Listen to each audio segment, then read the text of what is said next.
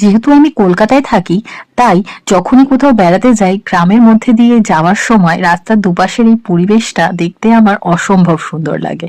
তার মধ্যে এখন শীতকাল, শীতকালে রাস্তার দুধারে এই সর্ষে ক্ষেত দেখতে যা সুন্দর লাগে তা ভাষায় প্রকাশ করতে পারবো না।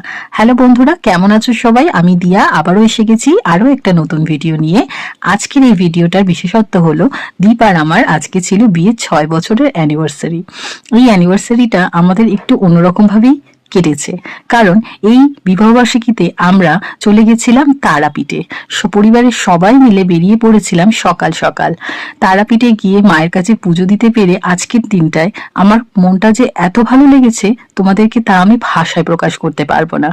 খুব ভালো লেগেছে, খুব আনন্দ করেছি দিনটা।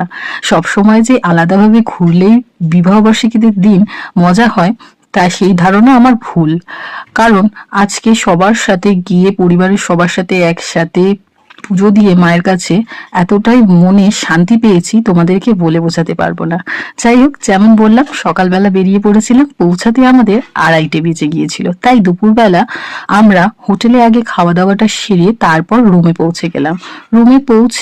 রুমে সেখানে স্নান ধান সেরে রেডি হয়ে সন্ধেবেলা বেরিয়ে পড়েছিলাম সবাই মিলে পুজো দিতে গিয়ে দেখি মায়ের তখন সন্ধ্যা আরতি চলছে। দেখতে যা ভালো লাগলো, কি বলবো আর। সন্ধ্যা আরতি চলার সময় যেহেতু প্রচুর ভিড় থাকে, তাই আমরা মন্দিরের বাইরে একটা সাইডে দাঁড়িয়েছিলাম এবং সেখান থেকে মায়ের যে আরতি হচ্ছে তা প্রজেক্টরের মাধ্যমে দেখছিলাম, কারণ মন্দিরের একদম সামনে গিয়ে দেখার সুযোগটাই পাইনি।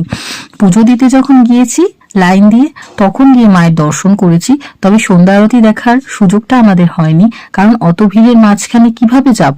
যাই হোক, মায়ের আরতিটাতে দর্শন করতে পেরেছি। মন্দিরে এখন এরকম প্রজেক্টর লাগানো হয়েছে যেখান থেকে যাতে সব দর্শনার্থীরাই ভালোভাবে মায়ের পূজা দেখতে পারে। তারপর হোটেলে এলাম, সবাই মিলে একটা কেকের আয়োজন করেছিল এবং সেই কেকটা আমরা দুজন মিলে কাটিং করেছি। এভাবে অ্যানিভার্সারিটা কাটিয়েছি। কেমন লাগলো আমার ভিডিও অবশ্যই তোমরা আমাকে জানিও। আর ভালো লাগলে লাইক কমেন্ট শেয়ার করতে ভুলো না। আবার দেখা হচ্ছে তোমাদের সাথে নেক্সট কোনো ভিডিওতে।